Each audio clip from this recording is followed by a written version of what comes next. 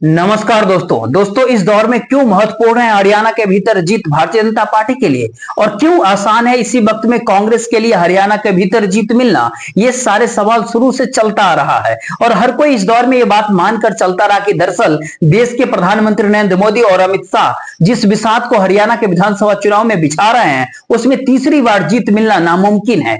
और वहीं दूसरी ओर भूपेंद्र सिंह हुड्डा, उनकी अपनी सियासत, उनकी अपनी राजनीतिक जमीन, उनका अपना वोट बैंक और इसी दौर में विपक्ष का नेता राहुल गांधी का देश भर के भीतर भारत जोड़ो यात्रा या फिर न्याय यात्रा के साथ साथ संविधान का सवाल, आरक्षण का सवाल, जातीय जनगणना का सवाल और कांग्रेस को एक नई धार दे गया।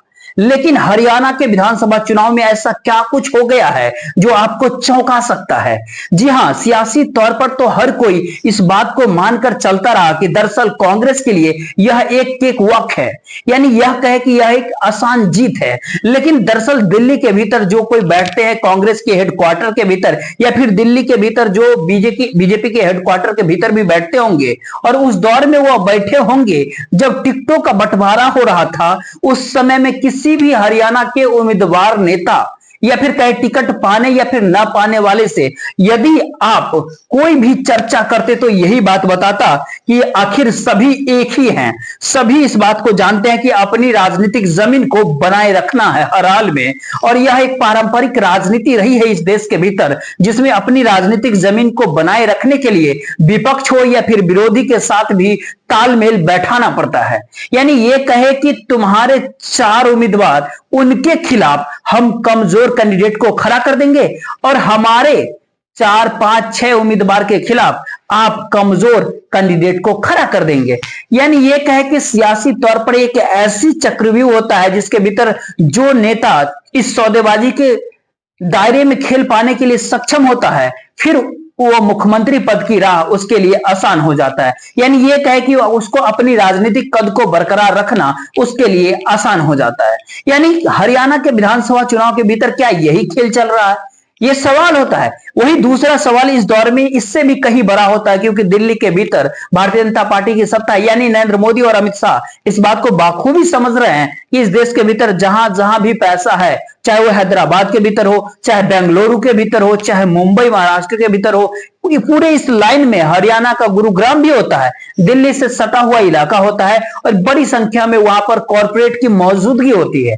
तो ऐसे में पैसा इस तर्ज पर कॉर्पोरेट से निकलवाना होगा और उनके जरिए ही लगाना ही होगा, चुनाव से पहले और चुनाव के ठीक बाद भी। यानी ये कहे कि चुनावी परिणाम कुछ ऐसा इस देश के भीतर आ जाए जिसमें चंद विधायकों के इधर से उधर हो जाने पर सत्ता अपने अनुकूल किया जा सकता हो, तो फिर ऐसे में पोटली गेटरी पैसों का खोल देना होगा क्योंकि गुरुग्राम बहुत मायने रखता है। और इस दौर में आप बेंगलुरु गवा चुके हैं, हैदराबाद गवा चुके हैं, मुंबई गवाने की परिस्थितियों के बीच अटकी हुई है भारतीय जनता पार्टी, इसीलिए वहां पर बीएमसी का चुनाव करवाया नहीं जाता है। और अब सवाल गुरुग्राम का है, हरियाणा का विधानसभा चुनाव का है, तो इस दौर में नोएडा में भी तो कमजोर पड़े हैं।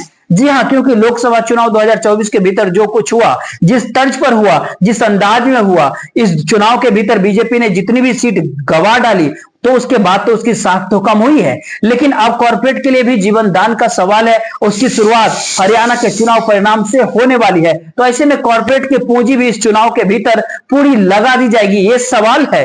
वहीं तीसरा सवाल, सबसे बड़ी सवाल इससे भी कहीं बड़ा होता है कि ये चुनाव तो होना था, 10 साल की सत्ता जो भारतीय जनता पार्टी की हरियाणा के भीतर रही, जिसमें 9.5 साल या फिर कहीं 9 वर्ष कुछ महीने, 2 महीने, 3 महीने तक करीब करीब मनोहर लाल खट्टर, जी हां, मनोहर लाल खट्टर की सरकार रही जो प्रधानमंत्री नरेंद्र मोदी के करीब, और कोई इस बात को जानता समझता नहीं था कि वो एक झटके में मुख्यमंत्री न केवल बन जाएंगे बल्कि दूसरी बार भी वही मुख्यमंत्री रहेंगे। और उनको हटाने की कवायद हर कोई जब करने लगेगा भारतीय जनता पार्टी के भीतर से भी, तो भी वह मुख्यमंत्री बने रहेंगे हरियाणा के। और आखिरी क्षणों में जब मनोहर लाल खट्टर को हटाया गया मुख्यमंत्री पद से, तो ऐसे साफ किया गया कि प्रधानमंत्री नरेंद्र मोदी की पहली रैली कुरुक्षेत्र के भीतर होता है, लेकिन उस मंच पर खट्टर का चेहरा कहीं नहीं दिखाई पड़ता है, पोस्टर के भीतर भी नहीं। ये अगला सवाल होता है, और ये सवाल इसलिए भी काफी महत्वपूर्ण होता है क्योंकि अब सवाल इस तीसरे सवाल से भी जो जुड़ा होता है कि बीते 10 साल की सत्ता के बावजूद भी एंटी इनकम्बेंसी यदि नहीं चली हरियाणा के विधानसभा चुनाव के भीतर, या फिर यह कह कि इस समय में सियासी तौर की परिस्थितियों ने कुछ ऐसा उभार पैदा कर दिया जिसके भीतर पूरा हरियाणा का चुनाव जातीय समीकरण या फिर उम्मीदवारों के आसपास आकर अटक गया, और इस पूरे खेल के भीतर जो टिकट बांटने का खेल हो या फिर यह कहे कि अपने अनुकूल अपने उम्मीदवारों को खड़ा करने का खेल हुआ, उसके भीतर होना तो यह चाहिए था कि दरअसल एक तरफ भारतीय जनता पार्टी है और Bharatiya Janata party versus all हो जाए, लेकिन सवाल है मामला उलट पड़ गया, मामला हुडा वर्सेस ऑल हो गया। जी हां, और ये इतने सलीके से हुआ कि किसी को यह बात पता ही नहीं चला कि आज जब नाम वापस लेने की आखिरी तारीख होती है तो खुल करके ये बात सामने आ जाएगी। दरअसल सिरसा से भारतीय जनता पार्टी का उम्मीदवार इसलिए अपने आप का नाम वापस ले लेता है क्योंकि वहां पर जो गोपाल कांडा है एचएलपी के, वह चुनाव लड़ रहे हैं और उनको समर्थन INLD यानी अमन चौटाला कर रहे हैं। यानी ये कहे कि दोनों एक साथ खड़े हैं, इनका उम्मीदवार हारना नहीं चाहिए, तो फिर भारतीय जनता पार्टी ने अपना उम्मीदवार वापस ले लिया। और ऐसे में इस समय हरियाणा के सियासत हुडा वर्सेस ऑल की दृष्टि के भीतर आकर के अटक गई है क्या? और हुडा का मतलब हरियाणा के भीतर यह भी है कि कांग्रेस वर्सेस ऑल है क्या? जी नहीं, आपको एक लंबी लाइन इसके भीतर खींचनी होगी क्योंकि कुमारी शैलजा भी मुख्यमंत्री बनना चाहती है, और कुमारी शैलजा जिस समाज से आती है उस समाज उस वर्ग को लेकर के बिगड़े बोल कोई दूसरा नहीं बल्कि कांग्रेस के भीतर से ही, जो कि भूपेंद्र सिंह हुडा के करीबियों में से एक, उन्होंने इस दौर में इस बात को छेड़ दिया और ये आवाज धीरे धीरे फैलती चली गई हरियाणा के भीतर, और कहा गया कि देखिए दलित समाज के भीतर में कहीं ना कहीं ये जो बात निकल करके आ रही थी कि वो सभी जाट समुदाय के साथ खड़े होंगे और 4 वोट बैंक कमाल कर देंगे और इसके बाद कांग्रेस जीत जाएगी, तो क्या स्थिति वह गड़बड़ा गई। जाट, दलित, सरदार और अल्पसंख्यक भी, यानी ये कहे कि मुसलमान, यही 4 समुदाय, इसी चारों समुदाय के आसपास सारा ताना बाना बुना गया। लेकिन वर्तमान समय का सच क्या होता है? दरअसल हरियाणा के विधानसभा चुनाव के भीतर का सच ये होता है कि जाट वोट बैंक के आसपास हुडा की पूरी राजनीति सिमट कर रह गई और वो मान करके चले कि माइनॉरिटीज साथ होगी, दलितों साथ होंगे, दलितों के भीतर वोट बढ़ते हुए दिखाई पड़ने लगी। सवाल उनके भीतर किसी दूसरे को लेकर के नहीं बल्कि कांग्रेस को लेकर के उठने लगा। यानी ये कहे कि उम्मीदवारों की लिस्ट में आज ये जानकारी खुल करके सामने आ गई कि कितनी बड़ी संख्या में कहां से कब जाट उम्मीदवार कांग्रेस के जाट उम्मीदवार के पैरेलल में खड़े हैं या फिर उनको हराने के लिए खड़े। यह बात भी इस दौर में निकल करके आया कि कहां पर भारतीय जनता पार्टी अपने उम्मीदवारों को कमजोर पक्ष में खड़ा करते हुए दीपक हुडा की टीम के कुछ उम्मीदवारों को जिता देगी क्या, और वही दूसरी ओर कांग्रेस क्या अपने कमजोर उम्मीदवारों के जरिए भारतीय जनता पार्टी को जिता देगी क्या। ये सारे सवाल मौजूदा समय में इसलिए बड़ा हो चला है क्योंकि हरियाणा के विधानसभा चुनाव परिणाम के बाद दिल्ली की सांसें ऊपर नीचे होना तय है, जिसका असर महाराष्ट्र के विधानसभा चुनाव पर पड़ेगा, जिसका असर झारखंड के विधानसभा चुनाव पर पड़ेगा और जिसका असर दिल्ली के भीतर भी पड़ने वाला। और दिल्ली के भीतर मुख्यमंत्री पद से इस्तीफा देने के बाद हरियाणा के गलियों में आपको आम आदमी पार्टी के मुखिया अरविंद केजरीवाल नजर आने वाले हैं हरियाणा के भीतर कल के बाद से। यानी जिस आम आदमी पार्टी के साथ मिलकर चुनाव हो रहा था उसके साथ जो संबंध बन रहा था कि कहीं गठबंधन हो जाए, वह भी गठबंधन टूट गया। यानी आइए बात तो शुरुआत करनी चाहिए सिरसा से। जिस उम्मीदवार ने अपना नामांकन वापस लिया वह उम्मीदवार क्या कुछ कहता है, उस पार्टी के नेता क्या कहते हैं, क्यों ऐसी जरूरत आन पड़ी जो 10 साल तक भारतीय जनता पार्टी सत्ता में रही हरियाणा के भीतर, अब इस दौर में वह मान करके चल रही है कि वह हार जाएगी, तो वो एक नई व्यू रचना रची हरियाणा के विधानसभा चुनाव में जिसमें दूसरे तमाम पॉलिटिकल पार्टी को समर्थन करे, ठीक वैसे ही जैसे दूसरे राजनीतिक पार्टियों से आए हुए करीब करीब ये कहे कि 3 दर्जन यानी 36 उम्मीदवारों को टिकट भारतीय जनता पार्टी ने टिकट दे डाला क्योंकि उसको वो उम्मीद है, वो भरोसा है, आशा है कि वह कहीं ना कहीं भारतीय जनता पार्टी के बेड़ा पार लगा देंगे और उनके अपने भारतीय जनता पार्टी के उम्मीदवार बेड़ा पार नहीं लगाएंगे जिन्होंने 10 वर्ष तक हरियाणा के भीतर जम करके मलाई चाटा है। और हर तक क्या सिरसा से बात शुरुआत किया जाए, क्या भारतीय जनता पार्टी के उम्मीदवार के जरिए ही आप देख लीजिए क्या कुछ कहते हैं कमाल। जाना साहब, आप भाजपा के प्रत्याशी थे सिरसा से, सुनने में आ रहा कि आपने अपना नामांकन वापस ले लिया। बिल्कुल ले लिया जी। क्यों लिया गया नामांकन वापस? ये हमारे जो भारतीय जनता पार्टी का संगठन है उनके आदेश से मैंने नामांकन पत्र भरा था, उनके आदेश से मैं वापस ले। पार्टी का फैसला होता है और रोहतास जांगड़ा जो हमारे उम्मीदवार थे, आज नामांकन वापस लेने की अंतिम तिथि थी। पार्टी ने फैसला किया कि वो विड्रॉ करें। हमारा सबका एक ही लक्ष्य है कि कांग्रेस की जो लूट झूठ और फरेब की राजनीति है इस प्रदेश से उनको दूर रखा जाए। कांग्रेस मुक्त आज देश चाहता है और मैं समझता हूं कि ये समर्पित परिवार है। पार्टी ने उनको उम्मीदवार बनाया, आज पार्टी ने फैसला लिया कि विड्रॉ करना है तो उन्होंने। साहब, हरियाणा कई महीने में टेस्ट केस है कांग्रेस के लिए भी, क्योंकि इस दौर में कांग्रेस अक्सर सर्वे करवाती है और जो जानकारी निकल करके आती है उस सर्वे के भीतर, उसमें दरअसल बताया गया कि उम्मीदवार दर उम्मीदवार, कॉन्स्टिट्यूंसी दर कॉन्स्टिट्यूंसी कांग्रेस की एक टीम सर्वे करती है। वो टीम कांग्रेस के भीतर बहुत प्रभावित है, क्योंकि वो सर्वोच्च परिवार के करीब के होते हैं। वहीं पर भी बड़ी घालमेल हो गया, क्योंकि एक ही झटके की बात होती है कि जिसको टिकट इस दौर में देना है उसको टिकट दिया गया। सर्वे इस दौर में मायने नहीं रखता, लेकिन फिर भी बात आज ये नहीं है। आप तो भारतीय जनता पार्टी का खेल समझा कि वहां पर किस तरीके से उसको हार का डर है। हरियाणा के विधानसभा चुनाव में मौजूदा वक्त में तो अब वह उनका समर्थन करने के लिए तैयार है, जिनके साथ खड़ी नहीं है लेकिन अभी खड़ी है। इस पूरे प्रक्रिया के भीतर आइए, एक एक किताब के उस पन्ने को पलटे और देखिए नालौन और फलाना के भीतर शैलजा के खिलाफ बोल दीपक हुड्डा का क्या आता है और दलित वोट बैंक में एक दरार पड़ जाती है। और कहा जाता है कांग्रेस के भीतर यदि कोई दलित मुख्यमंत्री बनना चाहता है तो फिर उसको किस तरीके से इस दौर में हाशिए पर ढकेल दिया गया, उसको दरकिनार कर दिया गया। ये बात अब कांग्रेस के लिए कितना अनुकूल कितना प्रतिकूल है, ये बात आप सोचना शुरू कीजिए। राहुल का भी बात का असर हुआ। भारतीय जनता पार्टी ने इसको फैलाना जमीन तक शुरू किया कि संपन्न होंगे तो आरक्षण खत्म होगा। हालांकि हरियाणा के भीतर राहुल या फिर कांग्रेस इस बात को नकारते रहे कि हम आरक्षण के खिलाफ नहीं है, लेकिन सवाल उस परसेप्शन का है जो चुनाव के ऐलान के ठीक बाद निचले वोटर तक कौन सा संदेश, कौन सा मैसेज, कौन कितना तेजी से पहुंचा सकता है। इस दौर में दूसरा सवाल भी सामने आया कि जो करीबी है वह किसी भी पॉलिटिकल पार्टी के भीतर हो, वो कहीं से भी लड़ रहा, क्या उसको जिता देना भर काफी है? भूपेंद्र सिंह हुड्डा, कृष्णा गहलोत, इंडिया क्या क्या सब जुड़े हुए, जो कि हुड्डा परिवार के करीब की होती है। आप रिश्ते में भी कह सकते हैं, रिश्ते में एक और होते हैं कंचन सिंह दलाल जो समधी लगते हैं, उनको कांग्रेस से टिकट नहीं मिला, हुआ चुनाव लड़ रहे हैं।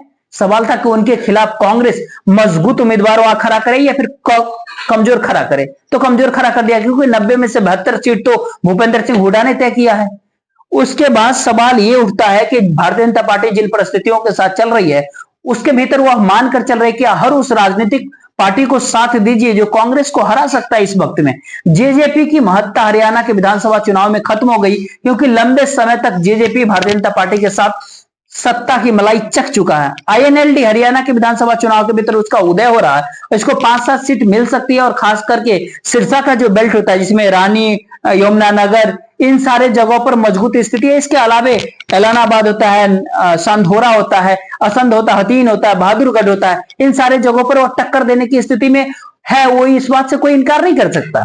तो एक तरफ कमजोर उम्मीदवार को खड़ा कर देना, वहीं दूसरी भी कवायद होती है। दूसरी कवायद है कि किसी को भी अपने अल्टरनेटिव के तौर पे सामने आने मत दो। ये कांग्रेस के बीच की रवायत होती है, क्योंकि ये लोग पारंपरिक राजनीति करती है और दिल्ली इतनी ताकतवर नहीं हुई है कि वो अपने अनुकूल परिस्थितियों को इस दौर में बना सके। इसीलिए एक नाम पर जो चलता रहा वो चलता गया। तो क्या ऐसे में क्या सुरजेवाला के बेटे जो गैथल से चुनाव लड़ रहे थे वह चुनाव इस बार जीत जाएंगे, या फिर उनकी जीत हार भूपेंद्र सिंह हुड्डा के मर्जी पर निर्भर तो नहीं करता है। वीरेंद्र सिंह के लड़के विजेंद्र सिंह जो उज्जैना से चुनाव लड़ रहे हैं, उनके खिलाफ भारतीय जनता पार्टी के परवीन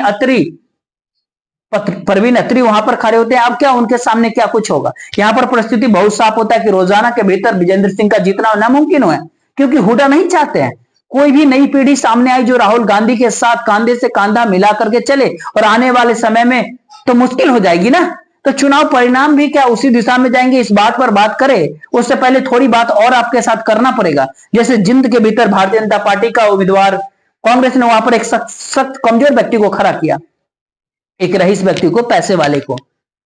तो क्या कहेंगे पैसा देकर के वो लड़ रहे थे, पता नहीं कैसे लड़ रहे थे। लेकिन दिल्ली की राजनीतिक गलियारों के भीतर, टिकटों के बंदर बाट की परिस्थितियों के भीतर पैसा बहुत बड़ा मायने रखता है। लेकिन वो सारा पैसा 10-20 करोड़ का नहीं होता है साहब, यहाँ तो रईसों की भरमार होती है। 100-100 करोड़ लोग लेकर के हाथों के भीतर प्लास्टिक की कुर्सी पर बैठे होते हैं, टिकट तो मिल जाए।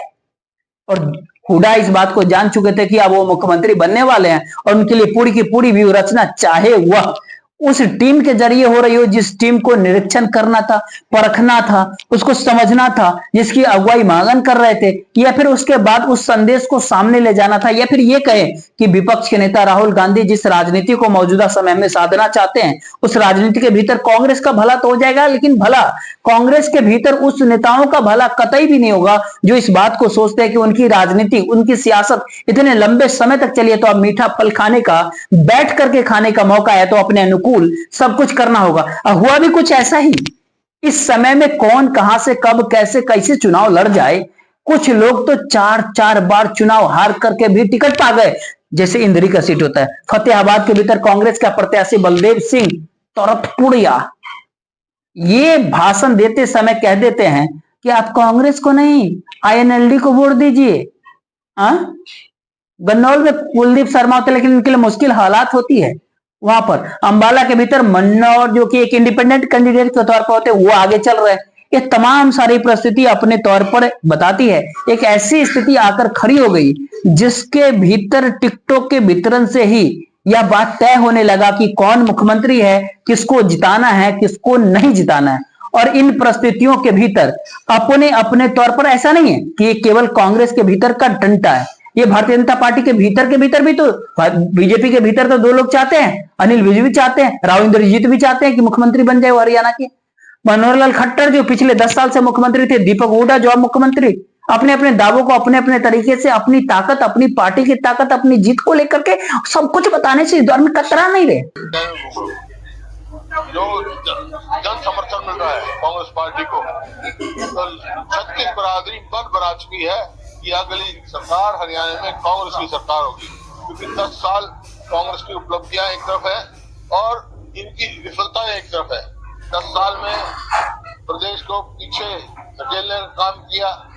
जो जब अपने सरकार छोड़ी 2014 में प्रति व्यक्ति आय में, प्रति व्यक्ति निवेश में, कानून व्यवस्था में, नौकरी देने में, खेल और खिलाड़ियों में हरियाणा नंबर 1 था पूरे देश में। कांग्रेस जो है हार की तरफ आगे बढ़ रही है। आपने देखा होगा पिछले दिनों में हार के फैसले वो गठबंधन के लिए भी ला रहे थे, ये करो वो करो, लेकिन किसी पार्टी ने गठबंधन के लिए भी उनके साथ हाथ नहीं बढ़ाया। फिर भी छोटी छोटी पार्टियां उनको मिल गई, नाम देने के लिए उनको 1-2 पार्टियों से गठबंधन कर ली। तो ये हार की। अब ऐसे में दावे जो कुछ भी हो रहा हो, लेकिन हरियाणा के विधानसभा चुनाव का एक सच तो है, करीब करीब 12 से अधिक सीट जो बीजेपी और कांग्रेस के बीच है, उसके भीतर कांग्रेस ने समझौता भारतीय जनता पार्टी के उम्मीदवारों को जिताने के लिए किया है, या फिर भारतीय जनता पार्टी के नेताओं ने कुछ समझौता कांग्रेस के उम्मीदवारों को जिताने के लिए किया है। दरअसल हरियाणा के विधानसभा चुनाव की राजनीति के भीतर किसका कद बड़ा होगा या फिर नहीं होगा, उससे ज्यादा महत्वपूर्ण बात यह है कि कितनी सीटें मिलनी चाहिए जिससे कोई एक झटके में ताकतवर न बन पाए। यानी यह कहे कि पार्टी ताकतवर ना हो, नेता ताकतवर रहे, इसी के आसपास विधानसभा चुनाव की सारी परिस्थितियां घुमरती चली जाती है। तो याद कीजिएगा जब टिकटॉक को लेकर के जब बात थी तो कांग्रेस जो वहां के पर्यवेक्षक कहिए, कांग्रेस के वहां को जिनको जिम्मेदारी दे दी गई थी, बाबरिया साहब अस्पताल के भीतर होते हैं, हॉस्पिटल के अंदर ऐसी बड़ी परिस्थिति आती है कि कौन कहां अस्पताल के भीतर है। इंदरी से जिस कांग्रेस के उम्मीदवार को टिकट दिया गया वो अब अस्पताल पहुंच जाए कि कुछ सहानुभूति तो वहां मिल जाए उनके पक्ष में। यानी ये कई इन सारे परिस्थितियों के भीतर अगला सवाल ये भी उठता है, क्या सच में एक ऐसी स्थिति हरियाणा के विधानसभा चुनाव के भीतर आ गई है जहां पर जाट वोट बैंक बिखर रहा है, दलित वोट बैंक टूट रहा। आखिर देश के किसानों के साथ कमोबेश हर बिरादरी जुड़ा होता है। ऐसा नहीं होता है कि वो केवल जाट होता है या फिर वो केवल किसी दूसरे जाति विशेष के होते। अगर इस दौर में आप ध्यान दीजिए तो भारतीय जनता पार्टी इसीलिए हर जाति विशेष को टिकट दे दिया है। जी हां, कांग्रेस ने 26 जाट उम्मीदवार खड़े किए हरियाणा के भीतर, बीजेपी ने 16 खड़े किए हैं, क्योंकि वो इस बात को जानती थी कि परिस्थितियां अनुकूल नहीं होगी। जाट वोट बैंक को लेकर के वो हुड्डा के साथ जाएंगे। लेकिन इस बात को जानकर के हैरानी ना हो कि बीजेपी और इंडिपेंडेंट जो जाट कैंडिडेट खड़े हुए हैं उनकी संख्या 28 यानी 28 होता है, जिसका समर्थन भारतीय जनता पार्टी का, कि उस जगह पर कुछ अपने ही लोगों को हराने के लिए हुड्डा साहब का भी समर्थन होगा। यह भी आपको इसी चुनाव के भीतर नजर आएगा। उसके बाद जब आप आगे बढ़िएगा तो ऐसे लगेगा कि भारतीय जनता पार्टी की उस रणनीति को समझिए कि ओबीसी को 22 टिकट, जाट 16, शेड्यूल कास्ट मतलब जाटव 8, वाल्मीकि 4, शैलजा के कांग्रेस के भीतर चल नहीं रही। ब्राह्मण समाज के अंदर 11, लेकिन ब्राह्मण समाज को टिकट कम दिया गया है। पंजाबी 11 होता है, कम दिया है टिकट। वैश्य को, बढ़िया को 5 टिकट दिया है, जो ऐसा लगता है कि उसके साथ पूरा ओबीसी वोट बैंक आ जाएगा। राजपूत को 3 टिकट दिए हैं, बाकी अन्य को 2-3 करके दिए। जाट मुस्लिमों को 2 सीट दिए जो ओबीसी के दायरे के भीतर ही आ जाता है, जिसने हमने आपको बता दिया है। इन सब में अहिर 7 है, गुर्जर 6 है, सैनी 2 है, खाती, बैरागी, कंबोज, कश्यप, कुमार, सबको 1-1 टिकट दिया गया। और इस पूरे परिस्थिति के भीतर भारतीय जनता पार्टी की पूरी रणनीति यही रही कि किसी भी तरह से यह विधानसभा चुनाव हरियाणा का भूपेंद्र हुड्डा के आसपास आकर के सिमट जाए और हर कोई इस दौर में बताने लगे कि वही मुख्यमंत्री विधानसभा चुनाव जीतने के बाद बनने वाले। अब मुख्यमंत्री जो बनने वाला है उसको मुख्यमंत्री न बनने देने की रणनीति और राजनीति को आप संभाल लीजिए। और इसीलिए दिन का उजाला हो, रात का अंधेरा हो, गांव में विरोध शुरू हो गया, उम्मीदवारों के शुरू हो रहे हैं। मसलन भारतीय जनता पार्टी के उम्मीदवार सुनील सांगवा जब इस चरखी दादरी पहुंचे तो वहां पर विरोध प्रदर्शन शुरू हो गया। देखिए,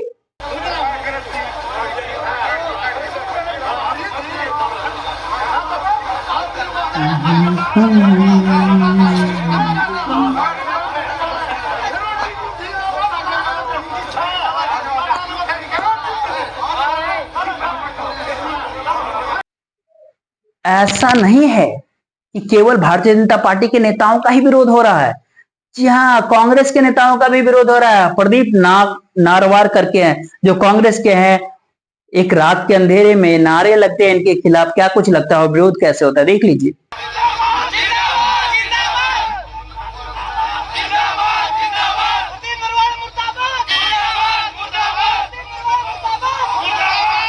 अब हरियाणा के भीतर इन परिस्थितियों के भीतर उम्मीदवारों का मनाने का सिलसिला भी होता है। कद्दावर नेताओं को टिकट नहीं दिया गया, वह कांग्रेस हो या भारतीय जनता पार्टी हो, दोनों तरफ से उम्मीदवारों ने तय कर लिया कि हम इंडिपेंडेंट लड़ेंगे।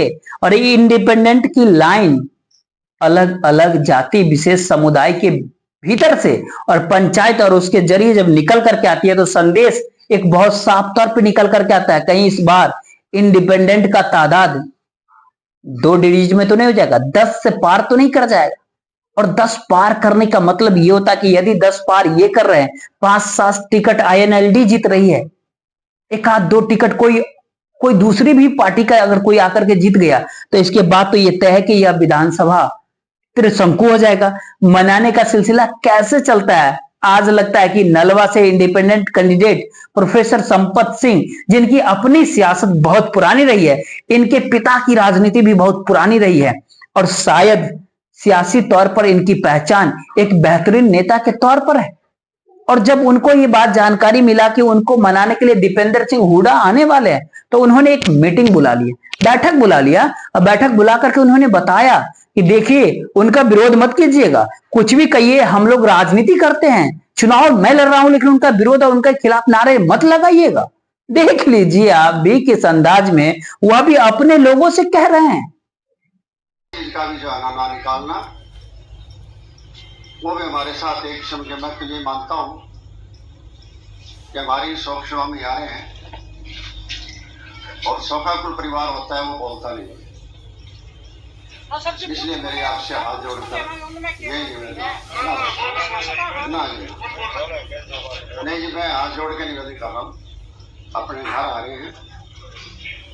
अब बातें अपन सारी कर ली। जो इस दौर में ताना बाना कांग्रेस ने बुना या कांग्रेस के अगुवाई करते हुए भूपेंद्र सिंह हुड्डा ने हरियाणा के भीतर कांग्रेस की जीत के लिए बुना, उसके भीतर उन्होंने अपने तौर पर इस बात की गारंटी ले लिया कि 90 में से 45 सीट तो हमें मिलना ही चाहिए, यानी मामला 45 से 50 के बीच रहना चाहिए। लेकिन सवाल है, ये अंदाजा केवल उनको उस समय नहीं था, और इस बात को ये मान करके चल रहे थे कि बाकी चीजों को लेकर के अगर वो समझौता इस दौर में करेंगे भी तो उनका कद मुख्यमंत्री तक ले ही जाएगा। लेकिन इन सारे परिस्थितियों के भीतर अगर आप निर्दलीय उम्मीदवारों की मौजूदगी, जेजेपी के बदले आईएनएलडी का उभरना और सियासी तौर पर लोकसभा चुनाव के भीतर भी उनको बहुत बड़े वोट परसेंट मिले थे, 20 से 24% वोट पड़े थे। यानी एक ऐसी परिस्थिति हरियाणा के भीतर आकर फंस गई जहां पर आप खुद ही अपने कटघरे के भीतर आकर के फंस गए। कैसे लिए हरियाणा चौंकाएगा? सवाल इतना भर नहीं है, सवाल उसके आगे का होता है, और यह बहुत साफ होता है कि यदि चुनाव परिणाम के भीतर यदि कांग्रेस मार्जिन तक भी रहती है तो सवाल है कि फिर क्यों गुरुग्राम जरूरी है, क्यों कॉर्पोरेट के लिए इस दौर में भारतीय जनता पार्टी का हारना मंजूर नहीं है।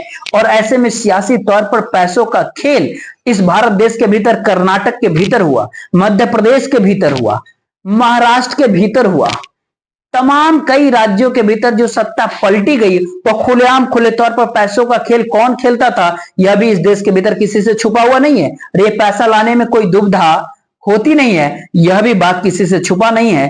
लेकिन विपक्ष के तौर पर कांग्रेस या फिर दूसरे राजनीतिक पार्टी के पैसे की पाइपलाइन आईटी, सीबीआई और ईडी ने उन तमाम बिजनेस धंधे करने वाले के जरिए काट डाला, और यह संदेश देश में बहुत साफ दिया कि आपने अगर सियासी तौर पर कोई भी फंडिंग इस रूप में अगर किया जो हमारे खिलाफ जा रही है तो फिर आप सोच लीजिएगा।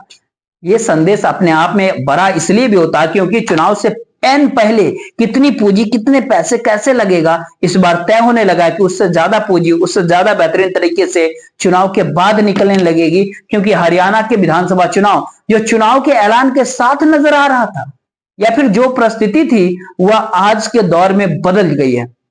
और ऐसे में सियासी तौर पर शायद ये कांग्रेस के लिए इसलिए झटका हो सकता है क्योंकि कांग्रेस की पूरी राजनीतिक धारा राहुल गांधी के आसपास चलती चली गई।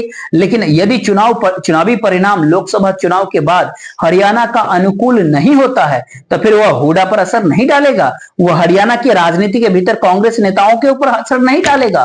वो दरअसल पूरी की पूरी कांग्रेस जिस राजनीति को इस दौर में साध करके भारतीय जनता पार्टी, आरएसएस या फिर कहे प्रधानमंत्री नरेंद्र मोदी की सत्ता को डिगाने में लगा हुआ है और एक नई वोट बैंक को क्रिएट करना चाह रहा है हरियाणा के भीतर, वही ढाढ़ा कर इस चुनाव परिणाम के बाद एक ही झटके में गिर जाएगा। यह संकट कांग्रेस के सामने है। लेकिन सवाल मौजूदा समय में यही है कि 24 अकबर रोड की दीवारें वाकई काफी मोटी है।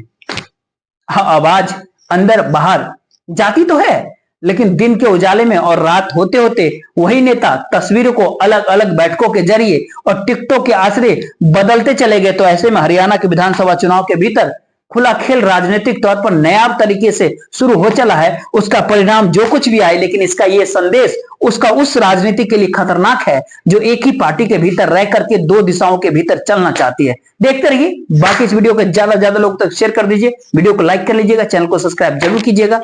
जय